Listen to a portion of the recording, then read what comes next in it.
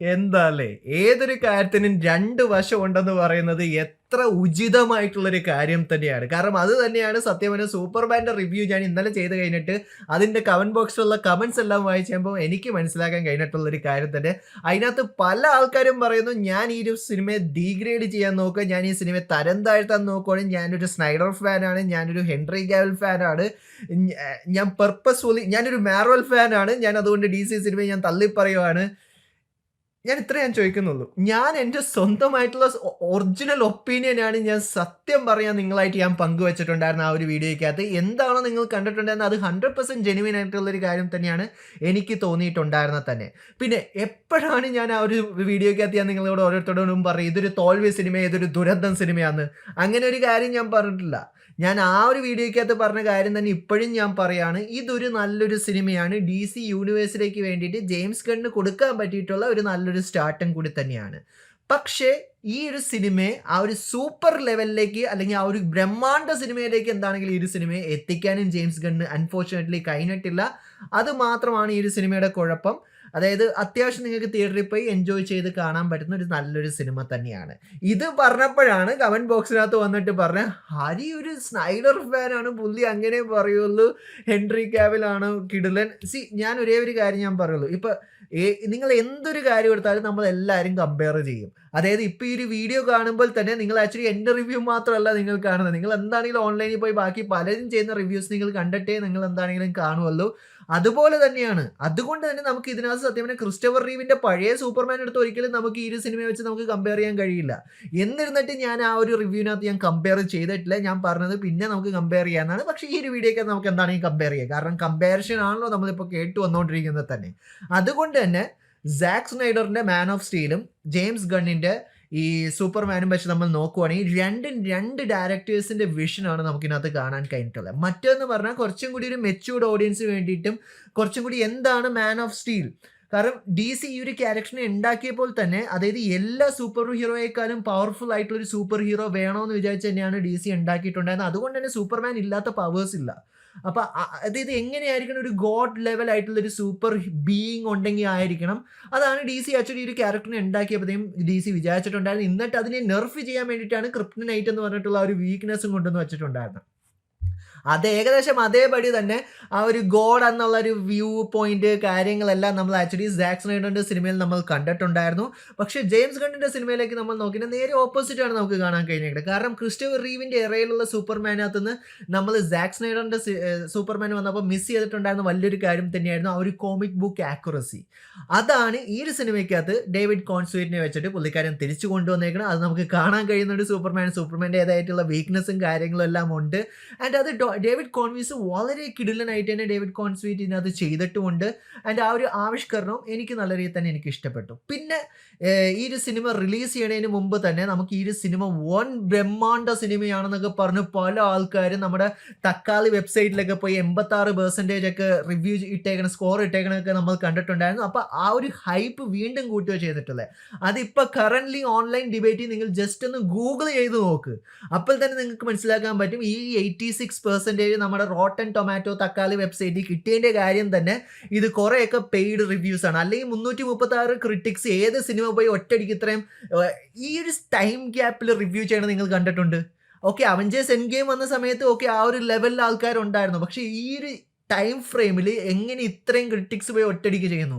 കാരണം നമ്മൾ ഓൾറെഡി നമ്മൾ കണ്ടിട്ടുണ്ടായിരുന്നു ഈ സിനിമ ഇറങ്ങുന്നതിന് മുമ്പ് ജെയിംസ് ഗൺ ഭയങ്കര വലിയൊരു മാർക്കറ്റിംഗ് ക്യാമ്പയിൻ തന്നെയായിരുന്നു ഇതിൻ്റെ കൂടെ ചെയ്തിട്ടുണ്ടായിരുന്നത്. എവിടെയൊക്കെ മാർക്കറ്റിംഗ് ചെയ്യാൻ പറ്റുമോ അവിടെയൊക്കെ പുള്ളിക്കാരൻ ഹെവിലി ഈ ഒരു സിനിമ മാർക്കറ്റ് ചെയ്തിട്ടുണ്ടായിരുന്നു. അത് മോശമെന്നല്ല ഞാൻ പറഞ്ഞിട്ടുള്ളത്. പക്ഷെ നമ്മൾ ആക്ച്വലി കണ്ടിട്ടുള്ള ഈ 86% ഓഫ് സ്കോറിന്, അതായത് അങ്ങനെ പറഞ്ഞു കഴിഞ്ഞാൽ നമ്മുടെ ഒറിജിനൽ ക്രിസ്റ്റഫർ റീവിൻ്റെ സിനിമയെക്കാളും 1% താഴെയാണെന്നില്ല. അത് 87 എങ്ങാണ്ട് വന്നായിരുന്നു ആ റോട്ടൻ ടൊമാറ്റോസിൽ. അത്രയും കിടലായിട്ട് ഒരു സിനിമയാണെന്ന് എനിക്ക് പേഴ്സണലി എനിക്ക് എന്താണെങ്കിലും അത് പറയാൻ പറ്റില്ല. കാരണം ഞാൻ അതിൽ എഗെയിൻസ്റ്റ് തന്നെയാണ്. കാരണം എന്ന് പറഞ്ഞാൽ അതാ ഞാൻ പറഞ്ഞ അവിടെയാണ് നമ്മുടെ ഈ ഒരു കമ്പാരിഷൻ വരുന്നത്. മാൻ ഓഫ് സ്റ്റീൽ വെച്ച് നമ്മൾ ആക്ച്വലി ഈ ഒരു സിനിമയെ കമ്പയർ ചെയ്യുവാണെങ്കിൽ മാൻ ഓഫ് സ്റ്റീലിൻ്റെക്കാളും എന്താണെങ്കിലും താഴെ തന്നെ ഈ ഒരു സിനിമ നിൽക്കുമല്ലോ. ഇത് ഓക്കെ, എനിക്ക് അക്സെപ്റ്റ് ചെയ്യാൻ പറ്റും, ഇത് കോമിക് ബുക്ക് ആക്യുറേറ്റ് ആയിട്ടുള്ള കാര്യങ്ങളെല്ലാം അവർ കാണിച്ചേക്കുന്നത്. പക്ഷേ മാൻ ഓഫ് സ്റ്റീലിൻ്റെ ആ ഒരു ടൈമിന് എഹേഡ് ആയിട്ട് വന്നൊരു സിനിമയായിട്ടാണ് എനിക്ക് പേഴ്സണലി എനിക്ക് തോന്നിയിട്ടുണ്ടായിരുന്നത് തന്നെ. ആൻഡ് അതുകൊണ്ട് തന്നെ അതിനകത്ത് നമ്മൾ കണ്ടിട്ടുള്ള ആക്ഷൻസ്, സീക്വൻസ്, അതിൻ്റെ അകത്തുള്ള ആ ഒരു സൂപ്പർമാൻ്റെ പ്രൊട്ടയിൽ ഹെൻറി കാവലിൻ്റെ, അതിലേക്കൊന്നും സത്യം പറഞ്ഞാൽ ഇതൊരിക്കലും മാച്ച് ചെയ്യാൻ പറ്റില്ല. അതുകൊണ്ട് തന്നെയാണ് ഞാൻ നമ്മുടെ റിവ്യൂ വീഡിയോയിൽ ഞാൻ പറഞ്ഞത്, ഞാൻ കമ്പയർ ചെയ്യുന്നില്ല. ഞാൻ ഈ ഒരു സിനിമയായിട്ട് മാത്രമേ ഞാൻ ആക്ച്വലി കാണുന്നുള്ളൂ. പക്ഷേ നിങ്ങൾ ഓരോരുത്തരുടെയും കമന്റ്സ് കാരണം പിന്നെ ഞാൻ വിചാരിച്ചു ഓക്കെ കമ്പയർ ചെയ്യാം. കാരണം ഇവിടെ എല്ലാവർക്കും കമ്പയർ ചെയ്യാനാണ് ഇഷ്ടം. അപ്പോൾ പിന്നെ എന്താണ് ഞാൻ മാത്രമായിട്ട് മാറ്റി വെക്കേണ്ട കാര്യമൊന്നുമില്ലല്ലോ. കാരണം ഓൾറെഡി എനിക്ക് എന്താണെങ്കിലും പഴിയൊക്കെ കേട്ടിട്ടുണ്ട്. ഞാൻ സ്നൈഡർ ഫാനാണ്. എനിക്ക് മാൻ ഓഫ് സ്റ്റീലാണ് എനിക്ക് ഭയങ്കര ഇഷ്ടമുള്ളൊരു സിനിമ, ഇല്ലെന്ന് ഞാൻ പറയുന്നില്ല. ഞാൻ ഒരു രീതിയിൽ ഞാൻ ഭയങ്കര വലിയൊരു DC ഫാനും ആയിരുന്നൊരു കാലഘട്ടം ഉണ്ടായിരുന്നു. ആ സമയത്താണ് ഞാൻ വണ്ടർ വുമൺ 84 എന്ന് പറഞ്ഞിട്ടുള്ള ആ ഒരു ദുരന്ത സിനിമ ഞാൻ റിവ്യൂ ചെയ്തിട്ട്, നിങ്ങൾ കണ്ടിട്ടില്ലെങ്കിൽ അതിൻ്റെ റിവ്യൂ ഞാൻ ഇവിടെ കൊടുത്തേക്കാം. അത് ഞാൻ എൻ്റെ കരിയറിൽ തന്നെ ചെയ്തിട്ടുള്ള ഏറ്റവും ശോകമായിട്ടുള്ള റിവ്യൂ ആണ്. അതിന് ശേഷം ഞാൻ ആക്ച്വലി റിവ്യൂ വീണ്ടും കണ്ടുകഴിഞ്ഞപ്പോൾ എനിക്ക് മനസ്സിലായി ഞാൻ എന്ത് പൊട്ടത്തരമാണ് ആ ഒരു റിവ്യൂവിനകത്തിരുന്ന് പറഞ്ഞിട്ടുണ്ടായിരുന്നത് എന്നുള്ളൊരു കാര്യം തന്നെ. പക്ഷേ എൻ്റെ മാൻ ഓഫ് സ്റ്റീലിൻ്റെ റിവ്യൂ നിങ്ങൾ കണ്ടു നോക്ക്. അതിനകത്ത് ആസ് ഒരു ഫാൻ ഞാൻ എന്താണോ എനിക്ക് ശരിക്കും ഫീൽ ചെയ്തത് അത് തന്നെയാണ് ഞാൻ അതിനകത്ത് പറഞ്ഞിട്ടുള്ളത് തന്നെ. പക്ഷേ അവിടെ നിന്ന് നമ്മൾ ആക്ച്വലി ഈ സിനിമയിലേക്ക് നമ്മൾ നോക്കിയിട്ട് നമുക്ക് അങ്ങനെ എന്താ പറയേണ്ടത്, ആ ഒരു ലെവലിൽ തന്നെ സൂപ്പർമാനെ നല്ല രീതിയിൽ തന്നെ ഡീപ്പ് പവർ ചെയ്തിട്ടാണ് ഇതിനകത്ത് കാണിച്ചേക്കുന്നത്. കാരണം പുള്ളിക്കാരൻ കുറച്ചും കൂടി യുവർ ഫ്രണ്ട്ലി നൈബർഹുഡ് സ്പൈഡർമാൻ ആക്കാനാണ് ഇതിനകത്ത് സൂപ്പർമാനെ ഉദ്ദേശിച്ചിട്ടുണ്ടായിരുന്നത്. പക്ഷേ DC ആ ഒരു ക്യാരക്ടറെ ചെയ്ത് വെച്ചേക്കുന്നത് അങ്ങനെയല്ല. പിന്നെ ഞാൻ പറഞ്ഞല്ലോ ഇതൊരു പുതിയ യൂണിവേഴ്സിൻ്റെ റീബൂട്ടും കാര്യങ്ങളാണ്. ഇനിയിപ്പോൾ അങ്ങനെയാണ് പുള്ളിക്കാരൻ പ്രൊട്ടക്റ്റ് ചെയ്യാൻ നോക്കണമെങ്കിൽ ഓക്കെ ചെയ്തോട്ടെ, ഇല്ലെന്ന് ഞാൻ പറയുന്നില്ല. പക്ഷേ ഇതിനകത്ത് നമ്മൾ ആ ഒരു ക്യാരക്ടറെ നോക്കിയാൽ സൂപ്പർമാൻ കണ്ടം വഴി ഇടിയും കൊണ്ട് മരിക്കുന്നതാണ് നമുക്ക് കാണാൻ കഴിയുന്നത്. പുള്ളിക്കാരൻ്റെ അണ്ടിക്കിട്ട് വരെ ഇടി കൊടുക്കുന്ന സീൻസ് നമുക്കിന്നത് പലതിലും കാണാൻ കഴിയുന്നുണ്ട്. ആൻഡ് ഓക്കെ കുറച്ചും കൂടി ഹ്യൂമനിഫൈ ആണ് സത്യം പറഞ്ഞാൽ ജെയിംസ് ഗൺ ചെയ്യാൻ ഉദ്ദേശിച്ചിട്ടുണ്ടായിരുന്നത് തന്നെ. പിന്നെ ഞാൻ പറഞ്ഞില്ല ഈ സിനിമയ്ക്കകത്ത് ജെയിംസ് ഗണ്ണ് സത്യം പറഞ്ഞാൽ ഈ ഒരു DC എക്സ്റ്റെൻഡഡ് യൂണിവേഴ്സിൽ നിന്ന് നമ്മൾ DC യൂണിവേഴ്സിലേക്ക് വരുമ്പോഴത്തേക്കും പുള്ളിക്കാരൻ ഈ ഒരു യൂണിവേഴ്സിനകത്തുള്ള കുറേ ക്യാരക്ടേഴ്സിനെ ഇൻട്രൊഡ്യൂസ് ചെയ്യേണ്ട ആവശ്യം ഉണ്ടായിരുന്നു. പുള്ളിക്കാരൻ ചെയ്തു, ഒരു രീതിയിൽ വർക്കൗട്ടായി. പക്ഷെ എന്നാലും നമ്മൾ കുറച്ചും കൂടി ഡെപ്ത് ആയിട്ട് നമ്മൾ നോക്കുകയാണെങ്കിൽ നമുക്ക് ആ ഒരു കാര്യം നമുക്ക് കാണാൻ സാധിച്ചിട്ടില്ല. ആ ഒരു ജസ്റ്റിസ് ഗ്യാങ്ങിലേക്കൊക്കെ നമ്മൾ നോക്കുവാണെങ്കിൽ തന്നെ. പിന്നെ എനിക്ക് തോന്നിയിട്ടുണ്ടായിരുന്ന മെയിൻ ഒരു കാര്യം, ലെക്സ് ലൂതറിനെ അവർ സ്റ്റാർട്ട് ചെയ്തിട്ടുണ്ടായിരുന്ന രീതി ഭയങ്കര എന്താ പറയുക ഇൻറ്റിമിഡേറ്റിംഗ് ആയിട്ടുള്ളൊരു വില്ലനായിട്ടായിരുന്നു. പക്ഷെ ലാസ്റ്റ് വന്നപ്പോൾ അതും സത്യം പറഞ്ഞാൽ കുറേ കോമിക് റിലീഫ് എന്നുള്ള രീതിയിലേക്ക് പുള്ളിക്കാരനെ തള്ളി മാറ്റുന്നത് നമുക്ക് കാണാൻ കഴിഞ്ഞിട്ടുണ്ടായിരുന്നു. ആൻഡ് ഈ ഒരു കുറച്ച് കാര്യങ്ങൾ തന്നെയാണ് സത്യം പറഞ്ഞാൽ ജെയിംസ് ഗണ്ണിൻ്റെ സിനിമകളെ എപ്പോഴും എന്താ പറയണ്ടത് ആ ഒരു ഗ്രേറ്റസ്റ്റ് ലെവലിലേക്ക് എത്തിക്കാൻ കഴിയാതെ പോയിട്ടുള്ളത് എനിക്ക് പേഴ്സണലി എനിക്ക് തോന്നിയിട്ടുള്ളത്. ഞാൻ ഇത്രയും പറയുന്നത്, നിങ്ങൾ ഗാർഡിയൻസ് ഓഫ് ഗാലക്സിയുടെ ലാസ്റ്റ് ഇറങ്ങിയ സിനിമയ്ക്കകത്ത് നമ്മൾ കണ്ടിട്ടുണ്ടായിരുന്ന റോക്കറ്റിൻ്റെ ആ ഒരു ഒറിജിൻ സ്റ്റോറി പുള്ളിക്കാരൻ ചെയ്ത് എത്ര പൊളിയായിട്ടാണെന്നുള്ളൊരു കാര്യം. ആൻഡ് അതേപോലത്തെ ഇമോഷണൽ സീൻസ് ചെയ്യാൻ കഴിവുള്ളൊരു ഡയറക്ടറാണ്. അല്ലാതെ ഇമോഷൻസ് കൊണ്ടുവന്ന് പോയിക്കൊണ്ടിരിക്കുന്നതിൻ്റെ ഇടയിൽ കൊണ്ടുവന്ന് കട്ട് ചെയ്ത് വെച്ചിട്ട് അടുത്ത കോമഡി സീൻ കേട്ടുന്നതല്ല. അതാണ് സത്യം പറഞ്ഞാൽ ജെയിംസ് ഗൺ ഇടയ്ക്ക് ഫക്ഡപ്പ് ചെയ്യുന്ന ഒരു കാര്യമായിട്ട് എനിക്ക് പേഴ്സണലി എനിക്ക് തോന്നിയിട്ടുള്ളത്. പിന്നെ ഈ ഒരു സിനിമയ്ക്കകത്തുള്ള സോങ് ഞാൻ നേരത്തെ നമ്മുടെ റിവ്യൂവിൽ പറഞ്ഞിട്ടുണ്ടായിരുന്നു. അതായതെന്ന് പറഞ്ഞാൽ ഒറിജിനൽ സ്കോർ മാറ്റി നിർത്തിക്കഴിഞ്ഞാൽ ഇതിനകത്തുണ്ടായിരുന്ന എല്ലാ പങ്ക് റോക്ക് സോങ്സ് ആണെങ്കിലും ഒരു രീതിയിൽ എനിക്ക് ആ ഒരു സിറ്റുവേഷൻ ആക്യുറസിയിൽ വന്നിട്ടുള്ളൊരു സോങ് ആയിട്ട് എനിക്ക് തോന്നിയിട്ടില്ല. ഇതെല്ലാം പുള്ളിക്കാരൻ്റെ പേഴ്സണൽ പ്ലേലിസ്റ്റിനകത്ത് പുള്ളിക്കാരൻ ഇഷ്ടപ്പെട്ടിട്ടുള്ള സോങ്സ് ഇതിനകത്ത് ആഡ് ചെയ്തു. അത്രയും നമുക്ക് ഈ സിനിമയിൽ കേൾക്കാൻ കഴിഞ്ഞിട്ടുള്ളൂ. പക്ഷേ ഇതിൻ്റെ ഏറ്റവും വലിയൊരു എക്സാമ്പിളാണ് എനിക്ക് സത്യം പറഞ്ഞാൽ മാൻ ഓഫ് സ്റ്റീൽ എന്ന് പറഞ്ഞ സിനിമയ്ക്കകത്ത് നിങ്ങളോട് പറയാനുള്ള ഒരു കാര്യം. ആദ്യമായി ഹെൻറി കാവിൽ ആ ഒരു സ്യൂട്ട് ഇട്ടിട്ട് ഫ്ലൈ ചെയ്യാൻ പോകുന്ന ആ ഒരു സീൻ നിങ്ങളൊന്ന് ആലോചിച്ച് നോക്ക്. Background score Hans സിമ്മറിന്റെ.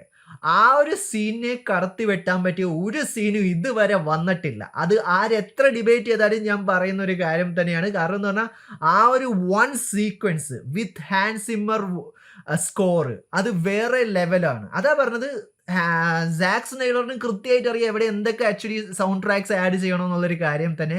പക്ഷേ ഈ ഒരു സിനിമയ്ക്കകത്ത് നമുക്ക് ലഭിച്ചിട്ടില്ല. പിന്നെ നമുക്ക് കുറച്ച് സ്പോയിലർ കാര്യങ്ങൾ നമുക്ക് സംസാരിക്കാം. നിങ്ങൾക്ക് അത് കേൾക്കാൻ താല്പര്യമില്ലെങ്കിൽ ഒന്ന് നിങ്ങൾക്ക് സ്കിപ്പ് ചെയ്യാവുന്നത് തന്നെയാണ്. അതിനകത്ത് എടുത്ത് പറയേണ്ടത് തന്നെ ഈ ഒരു സിനിമയ്ക്കകത്തുള്ള മെയിൻ പ്ലോട്ടിനകത്ത് നമ്മൾ അവരെ കാണിച്ചു തന്നിട്ടുണ്ടായിരുന്നു. സൂപ്പർമാൻ്റെ അച്ഛൻ്റെ അമ്മയും സൂപ്പർമാനെ എർത്തിലേക്ക് സെൻഡ് ചെയ്തിട്ടുണ്ടായിരുന്ന വലിയൊരു മോട്ടീവ് എന്താണെന്നുള്ളൊരു കാര്യം. അതായത് നമ്മളെ റോൾ ചെയ്യാൻ വേണ്ടിയിട്ടാണ് സെൻഡ് ചെയ്ത്, അത് ആക്ച്വലി ഒറിജിനൽ ഫുട്ടേജ് ആണെന്നുള്ളൊരു കാര്യം ലെക്സ് ലൂതർ റിക്കവർ ചെയ്തെടുക്കുന്നതെല്ലാം നമ്മൾ സിനിമയ്ക്കകത്ത് കണ്ടിട്ടുണ്ടായിരുന്നു.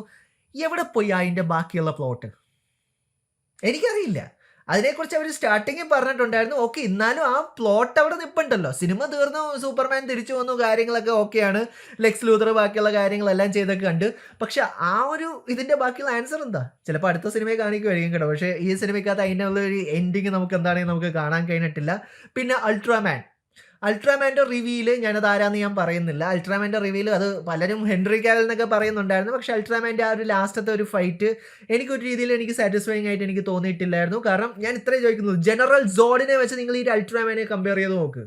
ജനറൽ സോഡ് ആയിട്ടുള്ള ആ ഒരു ഫൈറ്റ് ആയിരുന്നോ കിടിലൻ, അതോ ഇതായിരുന്നോ? എനിക്കറിയില്ല. നിങ്ങൾ സിനിമ കണ്ടിട്ട് നിങ്ങൾ കമന്റ് ബോക്സിൽ കമന്റ് ചെയ്യാം.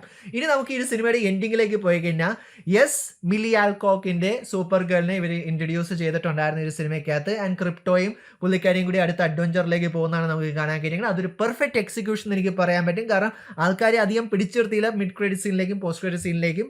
പക്ഷെ എന്നാലും എൻഡിങ്ങിൽ എത്തിയപ്പോഴത്തേ നമുക്ക് പുള്ളിക്കാരിയുടെ ആ ഒരു കോസ്റ്റ്യൂം കൂടി നമുക്ക് കാണാൻ കഴിഞ്ഞു. കോസ്റ്റ്യൂം എനിക്ക് നല്ല രീതിയിൽ തന്നെ എനിക്ക് ഇഷ്ടപ്പെട്ടു. ഡേവിഡ് കോൺസ്വിന്റെ സൂപ്പർമാൻ്റെ കോസ്റ്റ്യൂമായിട്ട് ഏകദേശം നല്ല സിമിലർ തന്നെയാണ് ഈ ഒരു കോസ്റ്റ്യൂമും.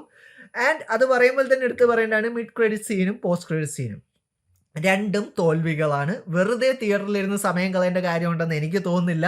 ഒന്ന്, ക്രിപ്റ്റോയും സൂപ്പർമാനും കൂടി മൂണിൽ പോയിരിക്കുന്നത്. രണ്ട്, ടെറിഫിക് ആയിട്ടുള്ള ചുമ്മാ ഒരു കോമിക് റിലീഫ് ആയിട്ടുള്ള ഒരു കോമഡി പറച്ചിൽ. ഇത്രയേ ഉള്ളൂ. അല്ലാതെ വേറെ സിനിമ അല്ലെങ്കിൽ എക്സ്പാൻഡ് ചെയ്യുന്ന കാര്യങ്ങളൊന്നും സെറ്റപ്പ് ചെയ്യുന്ന കാര്യമൊന്നുമല്ല.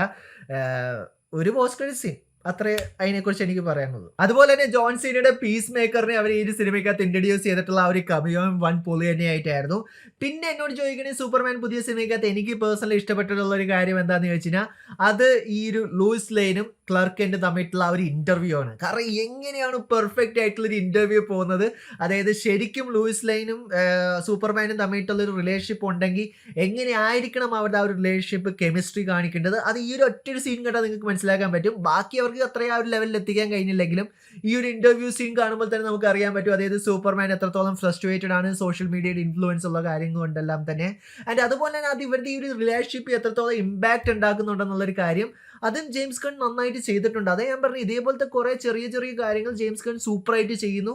പക്ഷേ ആ ഒരു സിനിമ എന്താ പറയണ്ട, ആ ഒരു ഗ്രേറ്റ്നെസ്സിലേക്ക് എത്തിക്കാൻ പുള്ളിക്കാരന് സാധിച്ചുമില്ല. പിന്നെ എനിക്ക് മനസ്സിലാക്കാൻ പറ്റാത്ത വലിയൊരു കാര്യം തന്നെയായിരുന്നു. അതായത് നമ്മുടെ അത് ജെയിംസ് ഗണ്ണിന്റെ കുഴപ്പമൊന്നുമില്ല, നമ്മുടെ ഇന്ത്യയിലെ സെൻസർ ബോർഡിന്റെ കുഴപ്പം തന്നെയാണ്. ഇതിനകത്ത് രണ്ട് സീന്, ലൂയിസ് ലെയ്നും സൂപ്പർമാനും തമ്മിൽ കിസ് ചെയ്യുന്ന ആദ്യത്തെ സീനും ലാസ്റ്റത്തെ സീനും, ഇത് രണ്ടും ഒരു കാര്യമില്ലാതെ കട്ട് ചെയ്ത് കളഞ്ഞിട്ടുണ്ടായിരുന്നു. അതിന്റെ ആവശ്യം ഉണ്ടോയെന്ന് ചോദിച്ചാൽ എനിക്കറിയില്ല.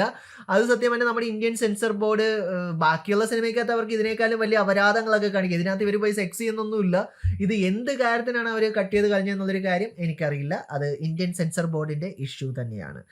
ആൻഡ് ഇത്രയും കാര്യങ്ങൾ തന്നെ എനിക്ക് സത്യം പറഞ്ഞാൽ ഈ ഒരു സിനിമയെക്കുറിച്ച് എനിക്ക് പറയാനുള്ളൂ. ആൻഡ് ഞാൻ ഇത്രയും പറയുള്ളൂ, നമ്മൾ ഏതൊരു കാര്യമാണെങ്കിലും നമുക്ക് പാസ്റ്റിനെ അക്സെപ്റ്റ് ചെയ്യാം, ഫ്യൂച്ചറിലേക്ക് തന്നെ നമുക്ക് നോക്കാം. അതുകൊണ്ട് തന്നെ ഞാൻ പറയണ, ഹെൻറി കാവിൽ ആണെങ്കിലും അതുകൂടാതെ തന്നെ ഡേവിഡ് കോൺസ്വീറ്റ് ആണെങ്കിലും അവർ രണ്ടുപേരും രണ്ട് ഡിഫറെൻറ്റ് രീതിയിലുള്ള സൂപ്പർമാനെയാണ് നമുക്ക് ഓൺ സ്ക്രീനിൽ കാണിച്ചു വെച്ചേക്കുന്നേക്കുന്നത്. രണ്ടുപേരും രണ്ട് ലെവലായിട്ടുള്ള പെർഫോമൻസിൽ അവർ രണ്ടുപേരും ബെസ്റ്റ് തന്നെയാണ് അവരുടെ ആ ഒരു കാറ്റഗറിയിൽ തന്നെ. പക്ഷേ ഈ ഒരു കമ്പാരിഷൻ അത് ആരാണെങ്കിലും ചെയ്തു പോകുന്ന ഒരു കാര്യം തന്നെയാണ്. ഇപ്പോൾ ഒരാൾക്ക് ഒരു സിനിമ കുറച്ചും കൂടി കൂടുതൽ ഇഷ്ടമാണ് മറ്റേ സിനിമയെക്കാളും എന്ന് പറഞ്ഞിട്ട് നിങ്ങൾ അയാളെ ഐസൊലേറ്റ് ചെയ്തിട്ട് അയാളെ അറ്റാക്ക് ചെയ്യുന്നത് അത് ഭയങ്കര മോശമായിട്ടുള്ളൊരു പ്രവണത തന്നെയാണ്. ആൻഡ് ഇപ്പോൾ മാൻ ഓഫ് സ്റ്റീൽ ഇഷ്ടപ്പെടുന്ന ആൾക്കാരുണ്ടാവും, ഇപ്പം എന്നെ പോലെ തന്നെ. അതുപോലെ തന്നെ പുതിയ സൂപ്പർമാൻ സിനിമ ഇഷ്ടപ്പെടുന്ന ആൾക്കാരുണ്ടാവും. അന്നും പറഞ്ഞ് നമ്മൾ അവരെ ആരെയും എന്താ പറയണ്ടത് മാറ്റി നിർത്തി വെച്ചിട്ട് അവരെ പേഴ്സണൽ അറ്റാക്ക് ഒരിക്കലും നമ്മൾ ചെയ്യരുത്.